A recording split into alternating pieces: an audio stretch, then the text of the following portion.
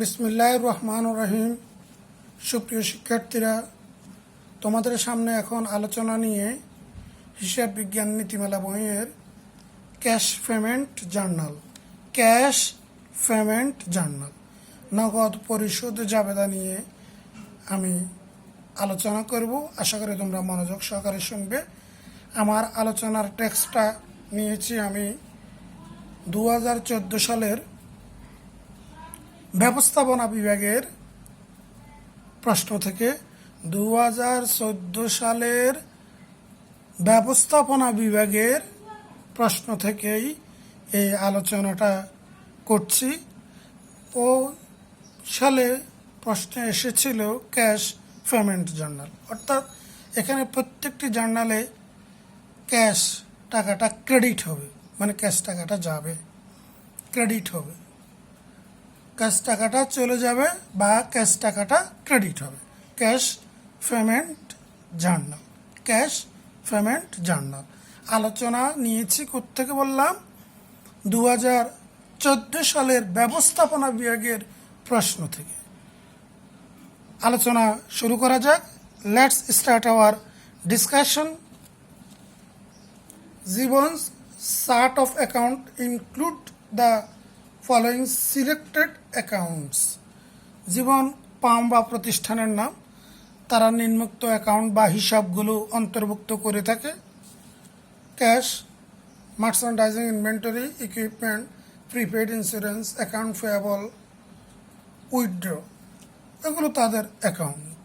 এই অ্যাকাউন্টগুলো তারা মেনটেইন করে। 1 January account payable ledger, Riaz 9,000, Nipa 4,700, Chandana 2,000, Alif 3,800। এটা হলো 1 তারিখের পাওনাদারদের যার পাওনাদারগুলোকে আলাদা আলাদা করে দিয়েছে। প্রথম পাওনাদার রিয়াজ 9,000, দ্বিতীয় পাওনাদার নিপা 4,400, 13,700, চন্দনা 2,000, 15,700, আলিফ 3,800, 18,000, 19,500।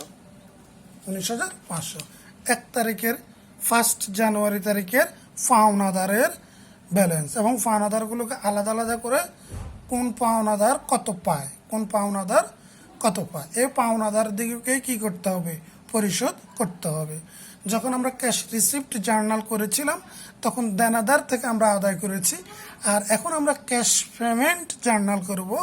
দ্যাট মিন্স আমরা পাওনাদার দিকে পরিশোধ করব।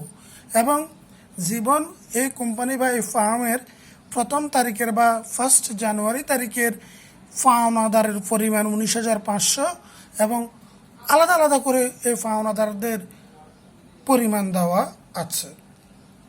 জানুয়ারি মাসের ট্রানজাকশানগুলো: প্রথম ট্রানজাকশান পারচেসড মার্চেন্ডাইজ, চেক নং 101, টাকা 2,000। পণ্য ক্রয় করেছে নগদে, তাহলে আমরা জাবেদা দিব merchandise inventory debit, cash credit.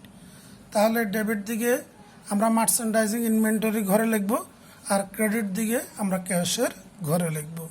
Merchandising inventory debit, cash credit. আচ্ছা, একটু আলোচনা বাকি রয়ে গেছে, সেটা হলো ঘর। আমি এটাকে বলবো 32। ডেবিট দিকে 3টি ঘর, আর ডেবিট দিকে 3টি টাকার ঘর এবং ক্রেডিট দিকে 2টি টাকার ঘর। ডেবিট দিকে 3টি টাকার ঘর এবং ক্রেডিট দিকে 2টি টাকার ঘর। ডেবিট দিকে 3টি টাকার ঘর হলো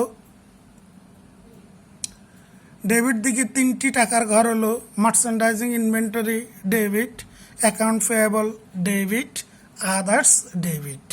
ডেবিট দিকে 3টি টাকার ঘর। আবার একটু বলছি, ডেবিট দিকে 3টি টাকার ঘর হলো merchandising inventory debit, account payable debit, others debit. Credit দিকে 3টি টাকার ঘর হলো merchandising inventory credit. That means ক্রয় বাট্টাটাকে আমরা মার্চেন্ডাইজিং ইনভেন্টরি বলছি, ক্রয় বাট্টাটাকে। আবার একটু বলে ক্রয় বাট্টাকে ক্রয় বাট্টা না বলে, পার্চেস ডিসকাউন্ট না বলে মার্চেন্ডাইজিং ইনভেন্টরি বলছি। ক্রেডিট দিকে মার্চেন্ডাইজিং ইনভেন্টরি বা ক্রয় বাট্টার একটা ঘর এবং ক্যাশের একটা ঘর, তাহলে 32 মিলল। ডেবিটে 3টা, ক্রেডিটে 2টা। ক্রেডিটের 2টা আবার একটু বলি।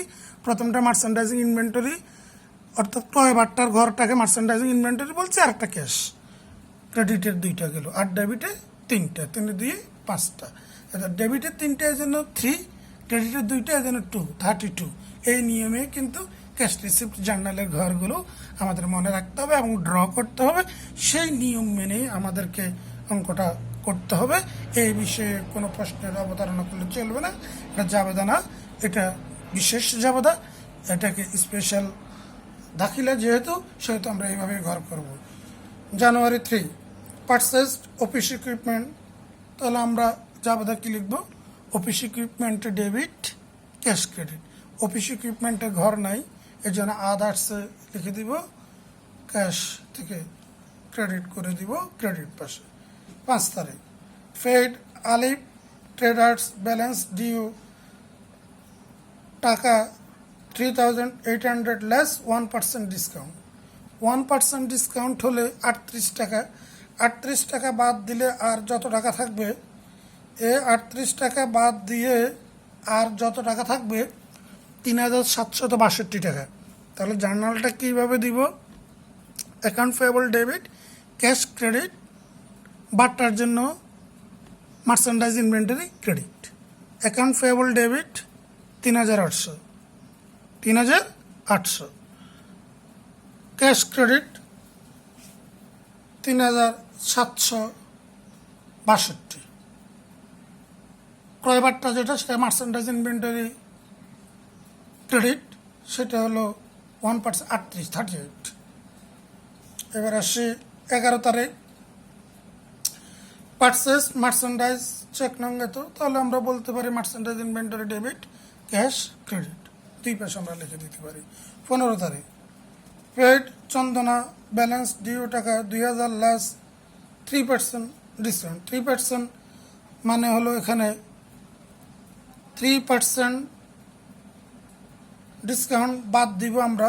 তাহলে আমরা লিখব ক্যাশ চন্দনা ডেবিট বা account payable debit. Account payable debit পুরো 2000 টাকাই হবে অ্যাকাউন্ট পেয়েবল ডেবিট। আর 3% হলো 60 টাকা। তাহলে 2000 টাকা 60 টাকা, 1940 টাকা। Cash credit 1940। আর যেটা ক্রয় বাট্টা, সেটাকে আমরা মার্চেন্ডাইজিং ইনভেন্টরি ক্রেডিট 60। 2000-এর 3% 60 টাকা। 2000 থেকে 60 টাকা বাদ দিলে 1940 টাকা। 16 তারিখ, জীবন দ্য ওনার উইথড্র, তিনি উত্তোলন করেছেন ক্যাশ টাকা। তাহলে উইথড্র ডেবিট, ক্যাশ ক্রেডিট। উইথড্রর জন্য আমরা কোনো কলাম রাখি নাই, আদার্সকে ডেবিট করে দিব। যার জন্য কলাম থাকে না, যে এন্ট্রির জন্য কলাম থাকে না, সেটাকে আদার্সকে ডেবিট করে ক্যাশকে ক্রেডিট করে দিব। 16 তারিখ গেল। 19 তারিখ, paid Nipa in full for invoice নং 2490 টাকা 2600 লেস 2% ডিসকাউন্ট। 2% ডিসকাউন্ট 52 টাকা ডিসকাউন্ট। তো বাকি টাকাটা আমরা 2548 টাকা পে করব। তাহলে যিনি পাওনাদার, ওনার নামটা জীবন, না, উনি পেড করেছে কাকে? নিপাকে। নিপা ডেবিট, নিপা মানে account payable debit. Account payable debit টাকাটা 2600। ক্যাশ ক্রেডিট হলো 2548। আর বাকি 2% 52 টাকা, সেটা পার্চেস ডিসকাউন্ট, বা আমরা এটাকে পার্চেস ডিসকাউন্ট বলছি না, আমরা মার্চেন্ডাইজ ইনভেন্টরি ক্রেডিট বলছি। ওই 52 টাকা মার্চেন্ডাইজ ইনভেন্টরি ক্রেডিটের করে আমরা লিখে দিলাম। Paid premium due 1 year insurance policy 6000। Insurance policy, paid premium due on 1 year insurance policy, 1 বছরের জন্য আমরা দিয়ে দিচ্ছি 6000 টাকা। তাহলে prepaid insurance debit, cash credit. Prepaid ইন্স্যুরেন্সের জন্য তো কোনো কলাম রাখি নেই, টাকার কলাম। তাহলে আদার্সকে ডেবিট করে ক্যাশকে আমরা ক্রেডিট করে দেব। Paid Riaz and company in full for invoice নং 1664 টাকা, 5000 চেক নং 109, তো 5000, তো 5000-এর জন্য আমরা জার্নাল দিব account payable debit cash credit. এখানে অ্যাকাউন্ট পেয়েবল বলতে উনি রিয়াজ, তাহলে রিয়াজ ডেবিট ক্যাশ ক্রেডিট। এখানে ফুল সেটেলমেন্ট বা বাট্টার কথা বলা হয় নাই, এই জন্য বাট্টার ঘর বা মার্চেন্ডাইজিং ইনভেন্টরি ঘরের উপর কোনো প্রভাব পড়বে না। এই ছিল আমাদের ক্যাশ পেমেন্ট জার্নালের কথা। এবার একটু অতিরিক্ত কিছু কথায় আসি। যদি আমাদেরকে বলে যে আপনি জেনারেল লেজার করেন, তাহলে জেনারেল লেজার করার জন্য আমি পাওনাদারের ক্যাশ পেমেন্টের ক্ষেত্রে পাওনাদার, জেনারেল লেজার করার জন্য ক্যাশ পেমেন্টের ক্ষেত্রে পাওনাদারগুলো নিতে হবে। পাওনাদারের 1 তারিখের যার এবং পাওনাদার যতগুলো পাওনাদার এই অঙ্কে আছে সবগুলো পাওনাদারকে একটা ছকে এনে পাওনাদার যার বের করব। এখন যদি বলে সাবসিডিয়ারি জার্নাল, তাহলে সকল পাওনাদারকে আলাদা আলাদা করে ব্যালেন্স বের করে আমরা দেখাবো। যদি বলে ফার্স্ট সাইজ জার্নাল, যেগুলো বাকিতে ক্রয় ছিল, বাকিতে ক্রয়গুলো তো আর ক্যাশ পেমেন্টে আসবে না, কারণ ওগুলোর সাথে ক্যাশের সম্পর্ক নাই। বাকি ক্রয় হলো merchandising inventory debit account payable credit, ওখানে ক্যাশ নাই, এজন্য ক্যাশ পেমেন্টে যাবে না, ওগুলো চলে যাবে ফার্স্ট সাইজ জার্নালে, ওগুলো চলে যাবে ফার্স্ট সাইজ জার্নালে। তাহলে এতক্ষণ পর্যন্ত আমি তোমাদের সামনে যে আলোচনা রেখেছি সেটা একটু আমি বলার চেষ্টা করি। আমি আলোচনা করেছি ক্যাশ পেমেন্ট জার্নাল। তো ক্যাশ পেমেন্ট জার্নাল একটা বিশেষায়িত জাবেদা। এখানে ঘর, টাকার ঘর 5টি, ডেবিট দিকে 3টি ঘর, ক্রেডিট দিকে 2টি ঘর। এর জন্য আমি এটাকে বলি 32 ফরম্যাট। 32 ডেবিট দিকে 3টা ঘর হলো merchandising inventory account payable others, credit দিকে 2টা ঘর হলো merchandising inventory cash. Merchandising inventory ক্রেডিটের মার্চেন্ডাইজিং ইনভেন্টরি বলতে বোঝায় বাট্টাটা, ক্রয় বাট্টাটা, আর ডেবিটের মার্চেন্ডাইজিং ইনভেন্টরি বলতে বোঝায় ক্রয়টা। ডেবিটের মার্চেন্ডাইজিং ইনভেন্টরি বলতে বোঝায় ক্রয়টা, আর ক্রেডিটের মার্চেন্ডাইজিং ইনভেন্টরি বলতে বোঝায় ক্রয় বাট্টাটা।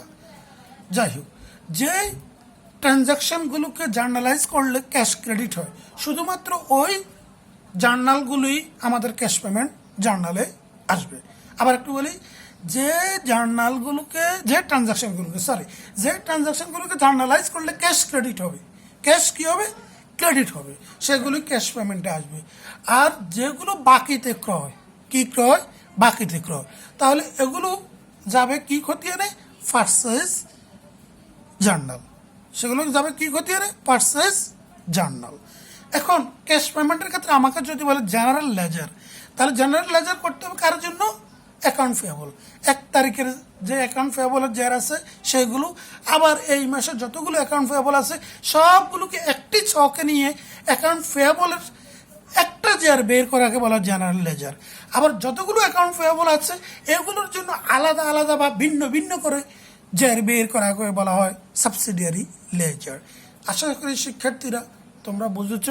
বাড়ির আঙ্গিনা জমে থাকা পানি পরিষ্কার করে ফেলবে, বাসায় পুলের টব থাকলে, এসি থাকলে, ফ্রিজে জমা পানি থাকলে, তারপর বাথরুমে কোনো বালতিতে জমা পানি থাকলে এগুলো 3 দিনে বেশি জমতে দেওয়া যাবে না, কারণ ডেঙ্গু এবং চিকুনগুনিয়ারও একটা সম্ভাবনা বা প্রাদুর্ভাব ইদানিং দেখা দিচ্ছে। আমি আশা করি তোমরা স্বাস্থ্য সচেতন হবে, নিজের সচেতন হবে, অন্যকে সচেতন করাবে। তোমরা ভালো থাকবে, সুখে থাকবে, শান্তিতে থাকবে, দীর্ঘায়ু লাভ করবে। মহান স্রষ্টার কাছে এই আশীর্বাদ রেখে আজকের ক্লাস এখানে শেষ করছি। আল্লাহ হাফেজ।